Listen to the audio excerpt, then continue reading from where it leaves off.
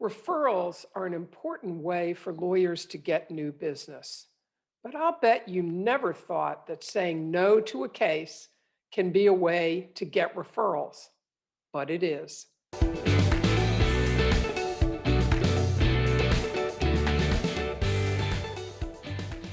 Hi, I'm Sharon Christie, founder and CEO of Bold Women Lawyers and author of the Bold Women Lawyers Solo Success Guide. I've been in solo practice for more than 15 years. And during that time, I've learned a lot about what it takes to attract new clients. And I've also had to say no to a lot of cases. But I learned that saying no in the right way can result in referrals of new cases. Now, how can that be? Well, let me explain. Lawyers forget how intimidating it can be for a prospective client to call your office.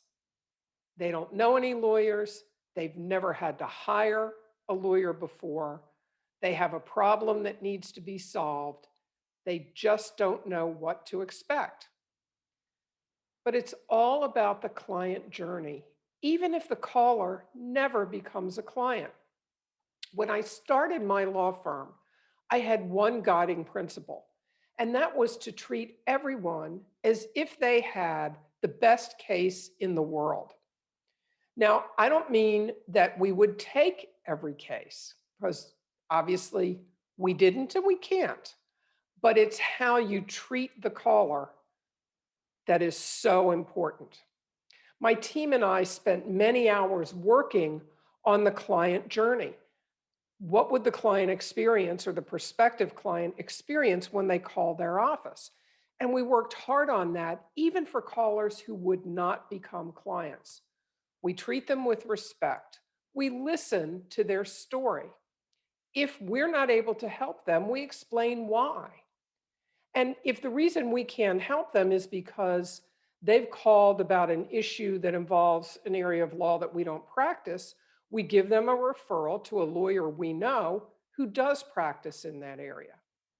But if they've called about our specialty area, which is disability law, they've called about that type of case, but their case doesn't meet our parameters to accept the case, we explain that to them. We explain to them why we don't think we can be successful in their case. We explain to them a little bit about disability law and how it works. But then we tell them this.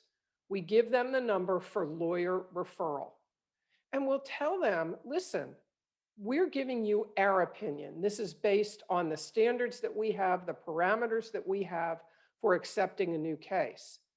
But lawyers evaluate cases differently. And by all means, you should go get a second opinion. Just like in healthcare, we hear that all the time, get a second opinion. Well, the same is true about legal cases. And we make sure that before they hang up, they have the phone number for lawyer referral so they can go and get that second opinion if they choose to do it. So what happens when we do this? Well, what happens is that the caller remembers us and they remember how they were treated. And then we get a call from their neighbor. And their neighbor will say, well, Susie Smith told me I should call you. Now, Susie called you a couple of weeks ago and you couldn't help her. But she said, you all were great. You listened to her story. You were very kind. You explained why you couldn't help her. You gave her a referral to see if she could get help from somebody else. And she told me that you're the first people that I should call because you treated her so well. And she's sad that you couldn't take her case, but she really thought I should call you and see if you could help me. Now, think about it. You really can't get a better endorsement than that.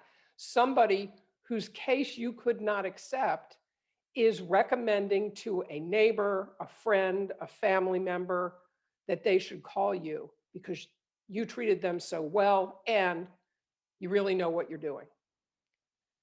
So that was a lesson that I learned early on after we had put our client journey in place.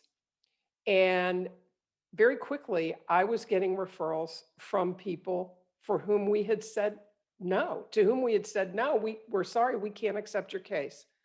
Remember, you are building your reputation every time you or your team speaks to a caller, and you want to make sure you're building a positive image. Now, there are several other key factors to having a successful solo practice. If you're ready to build a thriving six-figure plus practice without sacrificing your sanity or your soul, go now to my website at boldwomenlawyers.com and download my free solo success guide. There's lots of things you're going to learn in the guide, like why women lawyers have so much difficulty engaging the next client and how that negatively affects your business. How I put in place a system to bring in a steady stream of great clients and how you can do the same thing. How you can get out from under all of that administrative work that has to be done, but if it's being done by you, it's robbing you of the time that you need to grow your practice. And if you know already that you're ready to go into a deeper dive, that you are ready to really evaluate your practice and learn how to solve the problems that are holding you back, then go to my website and book a discovery call, because my VIP law intensive practice may be exactly what you need. So go to the website, boldwomenlawyers.com, and book a discovery call. Let's talk about how we might be able to work together to build the practice of your dreams. I hope you've enjoyed this video. And just a reminder, come back next week for another practice tip.